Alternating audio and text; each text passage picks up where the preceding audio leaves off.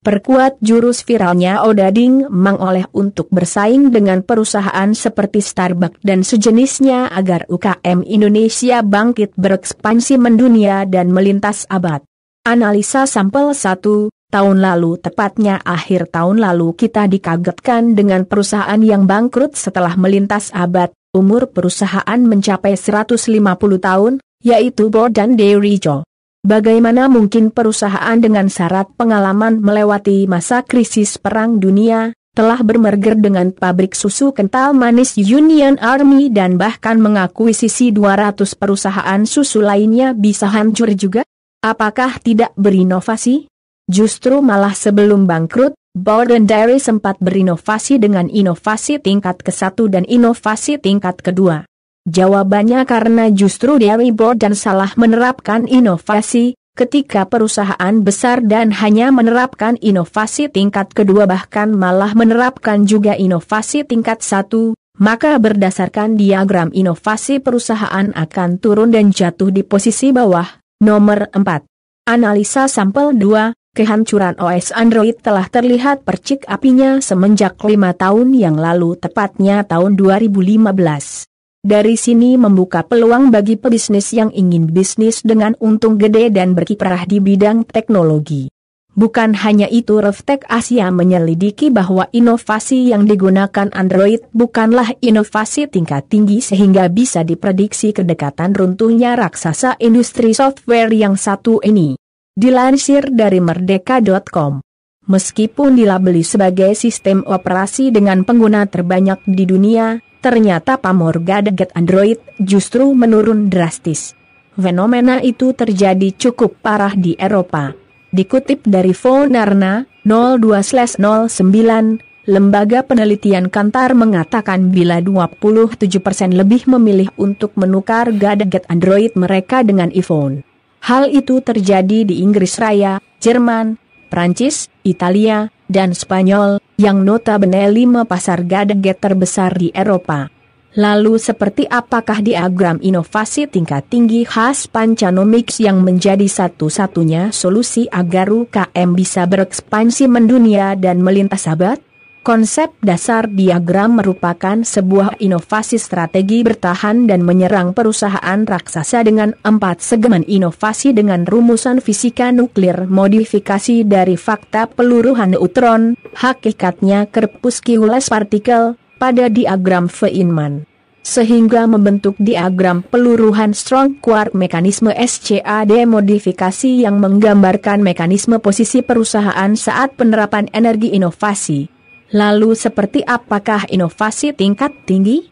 Mari kita bahas secara singkat dan bertahap. Ketika kita mendengar kata inovasi, di kepala kita terbayang sesuatu yang baru dan disukai oleh kebanyakan orang. Ini benar. Tapi, berdasarkan fakta perkembangan dari ribuan perusahaan di berbagai belahan dunia, hal ini baru merupakan inovasi tingkat pertama yang akan membuat produk laris di awal kemudian dalam tempo singkat akan menghilang tanpa jejak. Inovasi tingkat pertama yang akan membuat produk kita terkenal kemudian musnah dari pasaran dalam tempo dekat. Secara alami setiap produk yang lahir dari kreativitas dan inovasi manusia akan diberi nama. Kemudian, hal ini berlanjut menjadi sebuah branding dan kata-kata penghiasan sakti mandraguna untuk mengikat konsumen dan menutupi kekurangan produk dalam skala besar. Inilah tingkatan terendah kekuatan inovasi. Baik, mari kita lanjutkan ke tingkat inovasi selanjutnya. Inovasi tingkat kedua berfungsi untuk mempertahankan keberlangsungan suatu usaha jangka menengah via merek. Kemudian tingkat berikutnya yaitu inovasi yang berupa suatu metode kalkulasi, pemecahan masalah dan atau software yang berfungsi sekaligus dalam beberapa parameter aplikasi yang benar-benar baru sehingga dapat memperbaiki sistem sosial secara masif dan tertancap di hati masyarakat lokal dan global. Kemudian selanjutnya adalah inovasi tingkat ketiga yang meliputi efisiensi secara global yang sangat berpengaruh pada optimalisasi variabel lain. Lalu adakah tingkatan kekuatan inovasi yang lebih tinggi?